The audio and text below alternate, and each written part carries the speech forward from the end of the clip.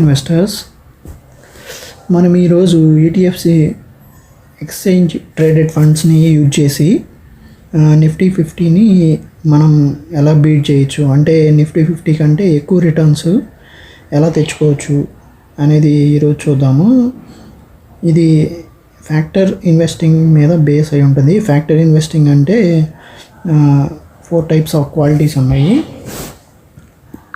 4-5 types. అవి ఏంటంటే యాక్చువల్గా మీకు చెప్తాను. ఫ్యాక్టర్ ఇన్వెస్టింగ్ అంటే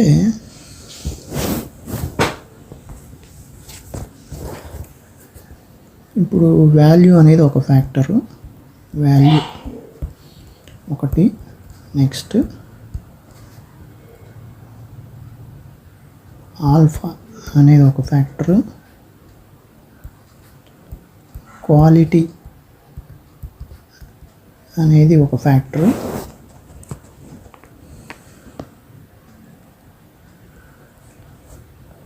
వోలటైలిటీ అనేది ఒక ఫ్యాక్టర్, వోలటైలిటీ అనేది ఒక ఫ్యాక్టర్. ఈ ఒక్కో ఫ్యాక్టర్ అనమాట. అంటే వీటిని బేస్ చేసుకొని కొన్ని ఈటీఎఫ్స్, మ్యూచువల్ ఫండ్స్ ఉన్నాయి. వాల్యూ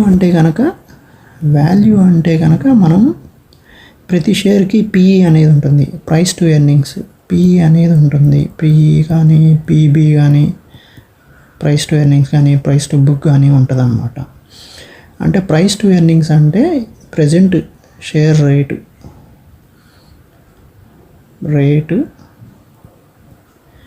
పిఈ అంటే కనుక రేటు బై ఈసారి ఈపీఎస్ ఎంత ఉంది, ఎర్నింగ్స్ ఎంత ఉంది.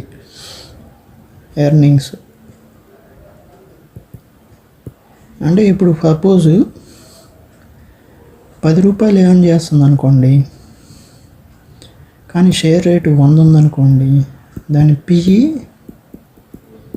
10 అనమాట. అంటే మనం 10 రూపాయలు పెడితే వాడు 1 రూపీ సంపాదిస్తున్నాడు ఇయర్కి. ఇది పిఈ అనమాట. ప్రైస్ టు బుక్ అంటే మనం అసలు వాడు ఒక కంపెనీ మొత్తం క్లోజ్ చేసుకోవాలంటే వాడు మనకు ఎంత ఆస్తి అనేది ఉంటుంది, అంటే మొత్తం వాల్యూ దాన్ని divide by number of shares వేస్తే కనుక ప్రైస్ టు బుక్ వస్తుంది. ఓకే, ఇవన్నమాట వాల్యూని. ఈ బేస్ చేసుకొని వాల్యూ ఈటీఎఫ్స్ మ్యూచువల్ ఫండ్స్ ఉంటాయి అన్నమాట. అలాగే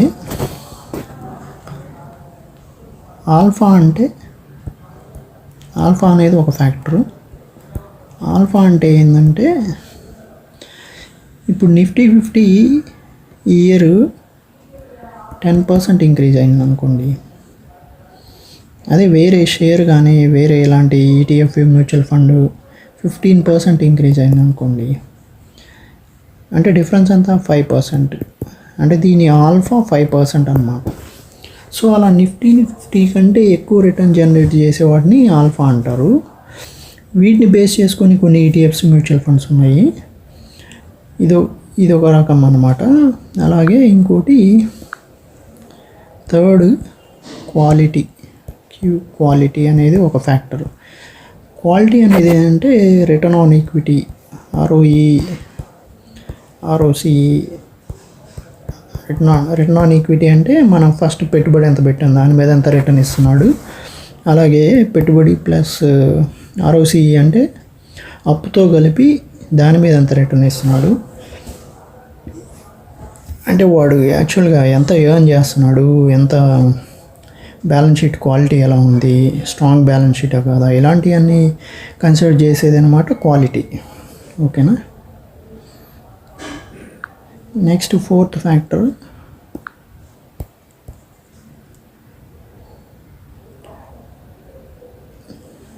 వోలటైలిటీ అంటే ఇదేంటంటే యాక్చువల్గా ఇప్పుడు సపోజ్ ఒక షేరు ఇలా వెళ్తుంది అనుకోండి, ఈ మధ్య నుంచి ఒక గీత గీసామనుకోండి, ఇక్కడి నుంచి పైకి ఎంత వెళ్ళింది, ఇక్కడి నుంచి కిందకి వెళ్ళింది ఎంత వెళ్ళింది, ఇక్కడి నుంచి పైకి ఎంత వెళ్ళింది, ఇక్కడి నుంచి కిందకి ఎంత వెళ్ళింది, ఇలా ఈ మధ్య రేఖ నుంచి ఎంత డీవియేట్ అవుతుంది, పైకి ఎంత ఎక్కువ దూరం వెళ్తుంది, కిందకి ఎంత దూరం వెళ్తుంది, దాన్ని వాలటిలిటీ అంటారు. దీన్ని స్టాండర్డ్ డీవియేషన్లో కొలుస్తారు. ఇప్పుడు సపోజ్ ఇంకో షేరు ఎలా మూవ్ అవుతుంది అనుకోండి. ఇప్పుడు చూడండి, ఇప్పుడు దీనికంటే ఇక్కడ చూడండి, ఇక్కడ ఎక్కువ దూరం పైకి వెళ్ళింది, ఎక్కువ దూరం కిందకు వచ్చింది, ఎక్కువ దూరం పైకి వెళ్ళింది, ఎక్కువ దూరం కిందకు వచ్చింది. దీని వాలటిలిటీ ఎక్కువ అనమాట. అంటే దీని వాలటిలిటీ ఎక్కువ, దీని వాలటిలిటీ ఎక్కువ, దీని వాలటిలిటీ తక్కువ. వీటిని స్టాండర్డ్ డీవియేషన్ కొలుస్తారు. దీని స్టాండర్డ్ డీవియేషన్ తక్కువ ఉంటుంది, స్టాండర్డ్ డీవియేషన్ దీనిది తక్కువ ఉంటుంది, దీని స్టాండర్డ్ డీవియేషన్ ఎక్కువ ఉంటుంది అన్నమాట. ఈ ఫ్యాక్టర్ని కన్సిడర్ చేసి వాలటిలిటీ అనేది కొన్ని మ్యూచువల్ ఫండ్స్, కొన్ని ఈటీఎఫ్స్ ఉన్నాయి. ఇప్పుడు నేను ఒక్కోటి యాడ్ చేసి చూపిస్తాను మీకు, ఒక్కోటి నిఫ్టీని ఎలా బీట్ చేస్తాయో చూద్దాము. ఓకే, ఇప్పుడు నిఫ్టీ 50 ఇది ఉంది కదండి. నిఫ్టీ 50 సపోజ్ ఎప్పుడు 2016 నుంచి 228% ఇచ్చింది. అంటే మనం రూపాయి పెడితే 228 రూపాయలు ఇచ్చిందనమాట. ఎప్పుడు 16 నుంచి 24 దాకా, అంటే 8 ఏళ్లలో 228% ఇచ్చింది. దీనికి ఇంకోటి యాడ్ చేద్దాం, నిఫ్టీ వాల్యూ 20 అని ఉందన్నమాట. అంటే నిఫ్టీ 50 స్టాక్స్లో నుంచి price to book, price to earning, PE ఇవన్నీ దీనిలో లో పిఈ, లో ప్రైస్ టు బుక్ స్టాక్స్ తీసుకుంటే చూడండి, ఇక్కడ ఇప్పుడు నిఫ్టీ 228% 8 ఇయర్స్లో అయితే, ఇదైతే 356% ఇంక్రీజ్ అయింది. అంటే మనం దీనిలో పెట్టుంటే కనుక ఈ 8 ఇయర్స్లో ఎంత, దాదాపు 130% బీట్ చేసింది. 130% ఎక్కువ వచ్చింది. నిఫ్టీ 50 కంటే 130% ఎక్కువ వచ్చింది. ఇది నిఫ్టీ వాల్యూ కనుక మనం ఒక ఈటీఎఫ్ బై చేస్తుంటే, ఇది NV20 అనేది ఒక ఈటీఎఫ్ అనమాట. ఇది బై చేసుకోవచ్చు మనం. నిఫ్టీ 50 లాగా నిఫ్టీ బీస్ ఎలా ఉంటుందో నిఫ్టీ NV20 అనేది కూడా బై చేసుకుంటే ఇలా బీట్ చేసిద్ది. ఇదొకట. నెక్స్ట్ ఇంకోటి చూపిస్తాను మీకు.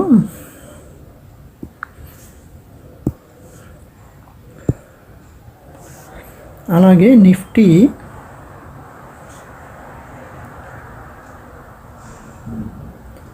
క్వాలిటీ అంటే చెప్పాను కదా, నిఫ్టీ క్వాలిటీ చూడండి 237, అంటే ఈక్వల్గానే వచ్చింది. నిఫ్టీ క్వాలిటీ అంటే నిఫ్టీ 200, క్వాలిటీ 30, అంటే నిఫ్టీ టాప్ 200 స్టాక్స్లో క్వాలిటీ ఏమి ఉన్నాయి. క్వాలిటీ అంటే ఏం చెప్పాను నేను మీకు, క్వాలిటీ అంటే ROE, ROCE, అలాగే రిటర్న్ ఆన్ అసెట్స్ అంటే మొత్తం అసెట్స్ ఉన్నాయి, దాని నుంచి ఎంత రిటర్న్ వచ్చింది. డెప్త్ అంటే అప్పు తక్కువ ఎంత ఉంది, ఇలాంటివన్నీ క్వాలిటీ అనమాట. బ్యాలెన్స్ షీట్ అప్పు తక్కువ ఉండటము, రిటర్న్ ఈక్విటీ మీద తక్కువ రావటము, ఇలాంటివన్నీ కన్సిడర్ చేస్తే క్వాలిటీ. ఇలాంటివి ఇంక్లూడ్ చేసిన ఈటీఎఫ్ అనమాట నిఫ్టీ 200 క్వాలిటీ 30. ఈ ఫండ్ని బేస్ చేసుకున్న ఈటీఎఫ్స్ కానీ కొంటే కొద్దిగా బీట్ చేసాము. ఇక్కడ అంత 7-8%తో బీట్ చేసాము. ఓకేనా. నెక్స్ట్ అలాగే ఇంకోటి ఏముంది బీట్ చేయడానికి అనేది నేను చూపిస్తాను. ఇంకా వేరే ఫండ్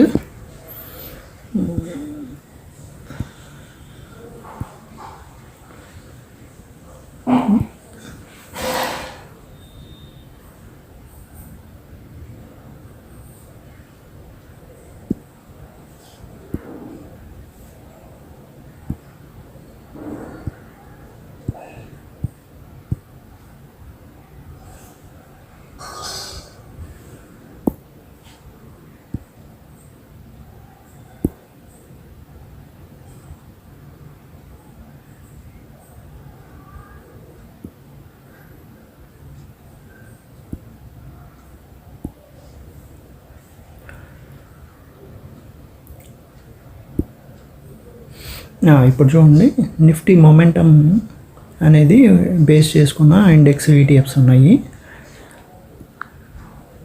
ఇప్పుడు చూడండి, నిఫ్టీ మొమెంటమ్ 30 అంటే నిఫ్టీ 200 స్టాక్స్లో మొమెంటమ్ 30 ఉన్నవి 529% వరకు రిటర్న్ ఇస్తే 8 ఇయర్స్లో ఇది 218 ఇచ్చింది. అంటే ఎంత, డబల్ కంటే ఎక్కువ ఇచ్చింది.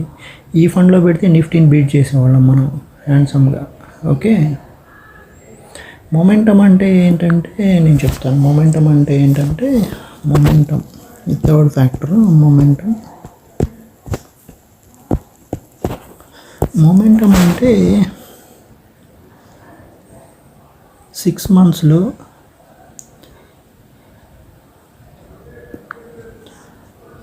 షేర్ రేట్ ఎంత పెరిగింది, షేర్ రేట్ ఎంత ఇంక్రీజ్ అయింది, 1 ఇయర్లో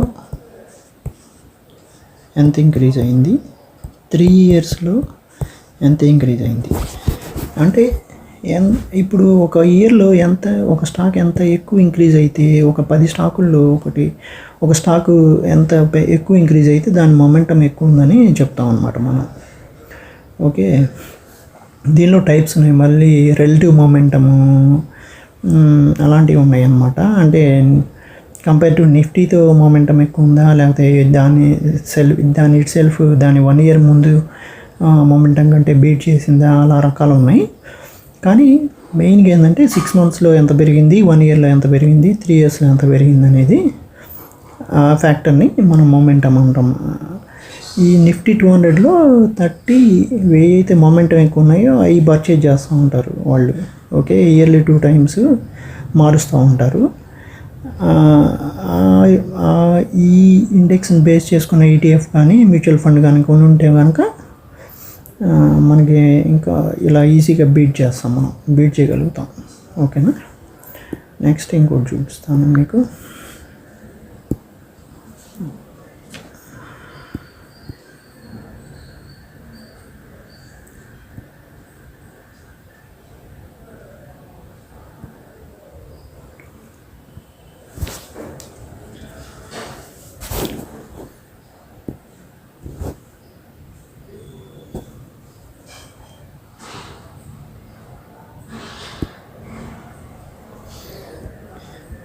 నిఫ్టీ 200 ఆల్ఫా 30 ఇది ఒక ఫ్యాక్టర్ బేస్ ఆల్ఫా అనమాట. నిఫ్టీ 50. ఓకేనా, ఆల్ఫా అంటే ఏంటంటే చెప్పాను కదా, మీ కింద చెప్పాను. ఆల్ఫా అంటే ఏంటంటే, ఇప్పుడు నిఫ్టీ 50 ఉంది కదా, ఆల్ఫా అంటే నిఫ్టీ 50ని ఇప్పుడు 10% ఇంక్రీజ్ అనుకోండి 1 ఇయర్లో. అదే వేరే ఇండెక్స్ లేకపోతే వేరే షేర్ 15% ఇంక్రీజ్ అయింది అనుకోండి, ఇది నిఫ్టీ కంటే ఎంత ఇంక్రీజ్ అయింది, 5% ఇంక్రీజ్ అయింది. ఈ 5%ని ఈ షేర్ యొక్క ఆల్ఫా అంటారు. ఇప్పుడు ఏ ఆల్ఫా ఎక్కువ ఉన్న షేర్స్ని వాళ్ళు బై చేస్తారు. 6 నెలలకి ఒక్కసారి చూసి ఏ ఆల్ఫా ఎక్కువ ఉంటే ఆ షేర్స్ని బై చేస్తూ ఉంటారు. నేను నిఫ్టీ 200లో దీని నిఫ్టీ 200 ఫ్యాక్ట్ షీట్ అని ఉంటుంది, దానిలో చూస్తే మనకు అర్థమవుతుంది. దాన్ని బేస్ చేసుకొని బై చేస్తుంటే చూడండి ఎంత, మనం నిఫ్టీ 218% వచ్చి ఉంటే నిఫ్టీ 200 ఆల్ఫా 30 540% 8 ఇయర్స్లో బీట్ చేసింది ఈజీగా నిఫ్టీని. సో ఈ ఒక్క ఫండ్ని మనం తీసుకున్నా నిఫ్టీని బీట్ చేస్తాం అనమాట. నిఫ్టీని బీట్ చేయడానికే ఎన్నో మ్యూచువల్ ఫండ్స్ చాలా కష్టపడతాయి. అంటే మీరు చూసుకోండి, ఎన్ని మ్యూచువల్ ఫండ్స్ ఉన్నాయో వాటన్నిటిలో కల్లా ఏదో కొన్ని మ్యూచువల్ ఫండ్స్ మాత్రమే నిఫ్టీని బీట్ చేయగలుగుతాయి అన్నమాట. మనం అంటే ఇది చాలా గొప్ప విషయం నిఫ్టీని బీట్ చేయడం అంటే. సో ఇవి ఫాలో అయితే మనం బీట్ చేయగలుగుతాము. మీకు ఇప్పుడు మొత్తం కలిపి ఈ అన్ని రకాలు పెట్టి చూపిస్తాను. అన్ని రకాల ఈటీఎఫ్స్ పెట్టి చూపిస్తాను మీకు అప్పుడు ఒక ఐడియా వస్తుంది అన్నిట్లోకి ఏది బాగా పెర్ఫామ్ చేసింది అనేది.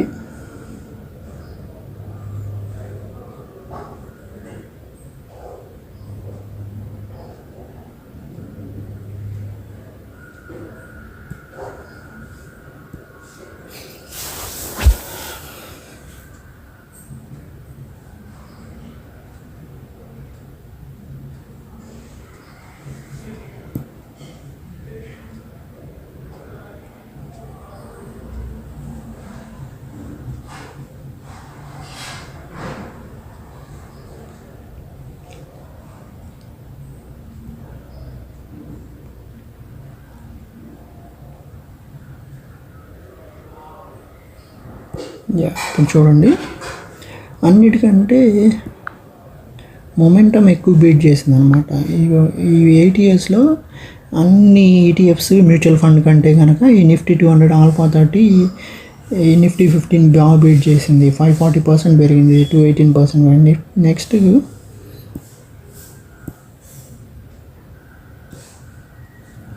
నిఫ్టీ వాల్యూ బీట్ చేసింది అనమాట. నిఫ్టీ వాల్యూ బీట్ చేసింది. మొమెంటం రాలేదు, ఒక్క నిమిషం లోడ్ కాలేదు, ఎందుకో చూద్దాము. అది మొమెంటం వస్తుంది ఇప్పుడు.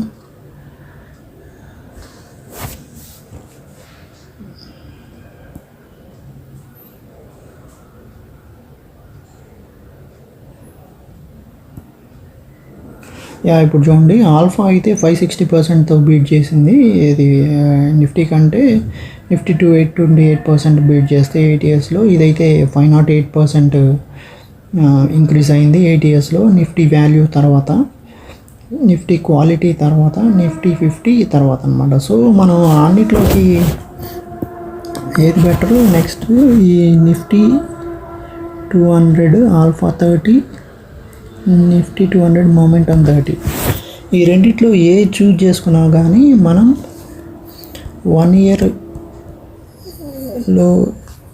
కానీ అట్లీస్ట్ 3 years ఆర్ 5 yearsలో మనం నిఫ్టీని బీట్ చేస్తాము ఈ బ్యాక్ టెస్టింగ్ ప్రకారం. స్టాక్ మార్కెట్లో ఏది గ్యారెంటీ లేదు ఫ్రెండ్స్. ఇది పాస్ట్ డేట్ అని మనం కన్సిడర్ చేసి చెప్తున్నాం అనమాట. మేబీ ఎలా జియో పొలిటికల్ సినారియోస్ మారుతాయో మనం చెప్పలేం కదా. సో డిస్క్లైమర్ ఏంటంటే, దీన్ని 100% అని ఎవరని చెప్పలేము, ఓకేనా. పాస్ట్ డేట్ అని కన్సిడర్ చేసి చెప్తున్నది అనమాట ఇది, ఓకేనా. సో మనం Nifty 200 alpha 30 or Nifty 200 momentum 30 ఈ రెండు ఈటీఎఫ్స్ మనం తీసుకుంటే కనుక మనకి ఈజీగా బీట్ చేయగలుగుతాము. ఓకే ఫ్రెండ్స్, మీకు కామెంట్ చేయండి, మీరు నచ్చితే కనుక లైక్ చేయండి. వాయిస్ కొద్దిగా డిస్టర్బెన్స్ ఉన్న అడ్జస్ట్ అవ్వండి ప్లీజ్. కొత్తగా పెడుతున్నాం కాబట్టి కొద్దిగా మనం అలవాటు కావాలి. సబ్స్క్రైబ్ చేయండి, షేర్ చేయండి, లైక్ చేయండి వీడియోని. Thank you.